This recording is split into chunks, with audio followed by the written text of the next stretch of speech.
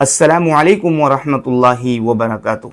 اگر کسی نے نماز کی پہلی رکعت میں سورہ ناس پڑھ لی، یعنی قل اعوذ برب الناس پڑھ لی، اب اسے خیال آیا کہ میں نے تو سورہ ناس پڑھ لی جو قرآن کریم کی آخری سورت ہے، اب میں کیا کروں؟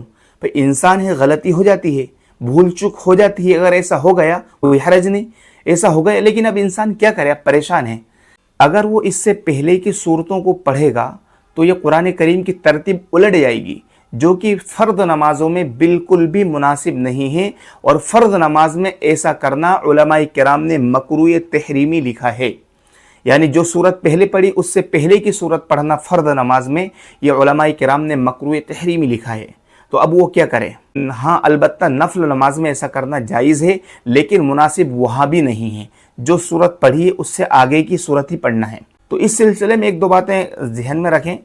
ایک تو یہ ہے کہ ہم جب نماز پڑھیں تو نماز میں پہلی رکعت میں جو قرات کریں وہ ذرا لمبی ہونا چاہیے دوسری رکعت کے مقابلے میں۔ اب بات کرتے ہیں کہ کسی نے نماز کی پہلی رکعت میں سورہ ناس پڑھ لی، تو اب دوسری رکعت میں کیا کرے؟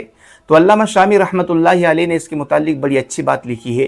اگر کسی نے نماز کی پہلی رکعت میں سورہ ناس پڑھ لی تو اگلی رکعت میں بھی اسی سورت کا یعنی سورہ ناس کا ہی اعادہ کر لے۔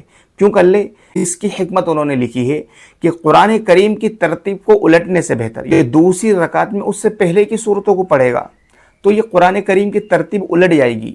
تو قرآن کریم کی ترتیب کو الٹنے سے بہتر یہ ہے کہ اگلی رکعت میں بھی اسی صورت کا اعادہ کر لیا جائے، یعنی اگلی رکعت میں بھی اسی صورت کو پڑھ لیا جائے۔ اگر کسی نے سنت یا نفل نماز میں ایسا کر لی، یعنی 4 رکعت کی نیت باندھی اور پہلی رکعت میں ہی سورہ ناس پڑھ لی، تو اب وہ کیا کرے؟ تو اس کے لیے بہتر یہی ہے کہ اگلی 3 رکعتوں میں سورہ ناس ہی کا اعادہ کرے۔ ہمیں چاہیے کہ ہم نماز کے مسائل سیکھتے رہیں، معلوم کرتے رہیں۔ اللہ تعالی ہم سب کی نمازوں کو قبول فرمائے، صحیح نماز پڑھنے کی توفیق عطا فرمائے، اور نماز کی خیر و برکات، نماز کی نورانیت ہماری زندگیوں کے اندر عطا فرمائے۔ مفتی عبد المنان کے بیانات کو سننے کے لیے مفتی عبد المنان آفیشیل چینل کو سبسکرائب کریں۔